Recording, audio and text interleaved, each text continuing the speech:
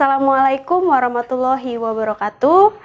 Selamat datang di Sistem Pembelajaran Dalam Jaringan bersama saya, Lia Febrialina, di mata kuliah Manajemen Pemasaran. Ya, pertemuan kali ini kita akan membahas tentang Designing and Managing the Service. Jadi, sebelum kita membahas tentang apa itu jasa, kita harus mengetahui tujuan dari pembelajaran hari ini agar kita bisa maksimal ya apa yang akan kita dapatkan pada hari ini.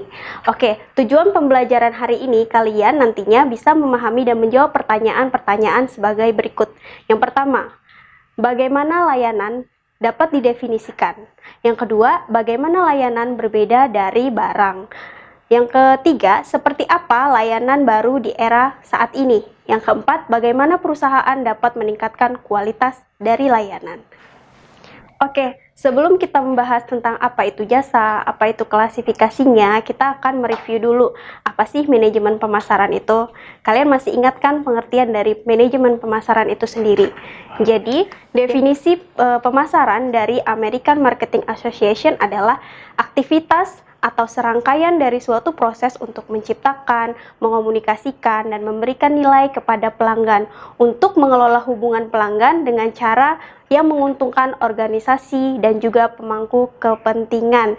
Jadi dari pemasaran itu sendiri kan memproses dan menciptakan ya, apa sih yang diproses, apa sih yang diciptakan, dan apa yang diberikan kepada konsumen. Jadi sebelumnya kita kan membahas banyak ya, bukan hanya produk saja yang dijual di pasar, tapi ada jasa, ada event, ada pengalaman, ada orang, ada tempat, ada properti, dan juga ada organisasi. Nah, pada hari ini kita membahas tentang jasa ya. Pasti kalian sangat memahami industri jasa itu sendiri karena kita tahu industri jasa itu ada di sekeliling kita, seperti pemerintah, bisnis, manufaktur, swasta non-profit, dan juga retail.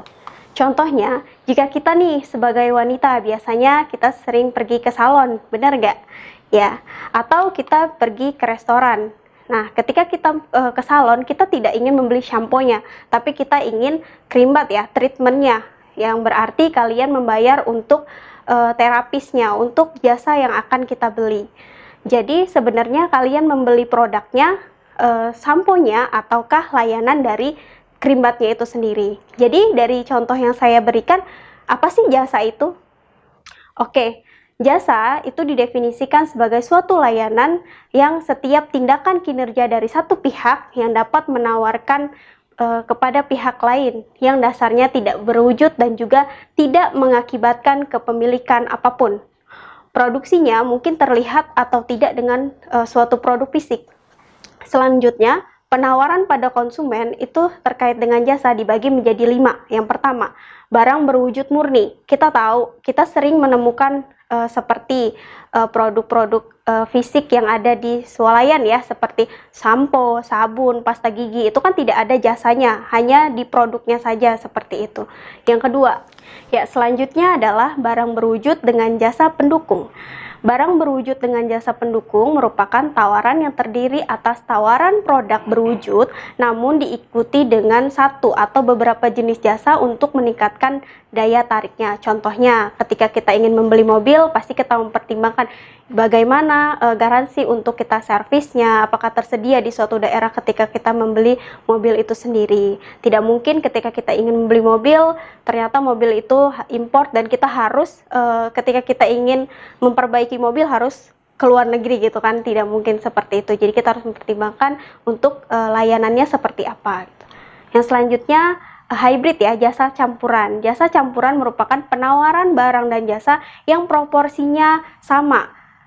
Dalam artian baik itu produknya ataupun jasa yang menemani dari produk itu sendiri itu harus sama-sama penting gitu. Seperti ketika kita makan di restoran, meskipun makanan itu enak, tapi jika pelayanannya itu 1-2 jam ketika makanan itu sampai, kita pun sudah tidak lapar lagi seperti itu. Jadi itu sama-sama penting.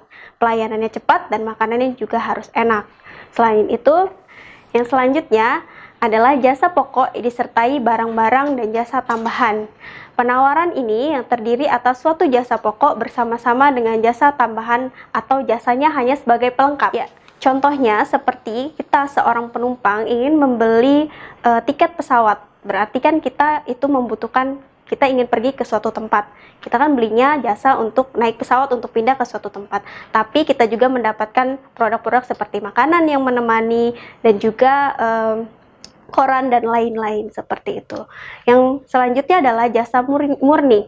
Jasa murni merupakan tawaran yang hanya berupa jasa. Hanya jasanya saja yang kita perhatikan. Seperti ketika kita ingin pijat atau konsultasi psikologi, kita kan tidak perlu mempertimbangkan hal lain, tapi kita hanya fokus pada bagaimana jasa tersebut. Ya, pembahasan kita selanjutnya adalah terkait dengan new service reality. Seiring dengan perkembangan internet, pasti perilaku kita juga sekarang berubah ya. Perilaku konsumen mulai bergeser. Konsumen cenderung ingin segalanya menjadi mudah, maka perusahaan perlu untuk mewujudkannya. Seperti dalam konteks e-commerce, komentar dan pendapat orang lain sangatlah mempengaruhi keputusan dari pembelian kita, sehingga pemasar dapat menyediakan layanan tersebut. Hal ini baik untuk pemasar karena seseorang yang memiliki pengalaman pelanggan yang baik cenderung akan menuliskan komentar yang baik dan akan dibaca oleh konsumen lain yang akan memengaruhi keputusan pembeliannya. Oke, yang selanjutnya adalah artinya perusahaan telah melakukan pemberdayaan dari pelanggan itu sendiri ketika menyediakan kolom komentar untuk konsumen berinteraksi. Selanjutnya adalah co-production. Pelanggan pada kenyataannya itu tidak hanya membeli dan menggunakan layanan, namun juga mereka cenderung untuk memainkan peran aktif dalam menyebarkan suatu berita. Kata-kata dan tindakan mereka itu memengaruhi kualitas dari layanan itu sendiri. Jadi perusahaan bisa mengambil keputusan dari konsumen itu juga. Ya, selanjutnya kita akan membahas tentang faktor-faktor penting yang menentukan kualitas dari layanan. Yang pertama, reliability. Reliability itu apa sih? Ketika perusahaan itu menyediakan apa yang mereka janjikan. Seperti ketika kita membeli suatu produk yang dijanjikan pengirimannya 3 hari, ketika mereka mengirimkannya lebih dari 3 hari, itu bisa mempengaruhi kualitas dari layanan itu sendiri. Yang kedua, responsif, yaitu kemampuan untuk membantu konsumen. Ketika konsumen mengalami kendala, maka perusahaan harus bisa untuk membantu konsumen tersebut. Yang selanjutnya adalah assurance, yaitu membuat konsumen merasa nyaman ketika melakukan transaksi.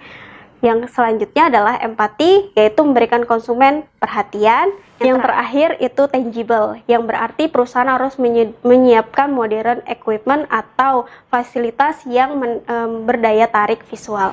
Oke, kesimpulan pada hari ini kalian sudah bisa membedakan apa itu layanan dan produk.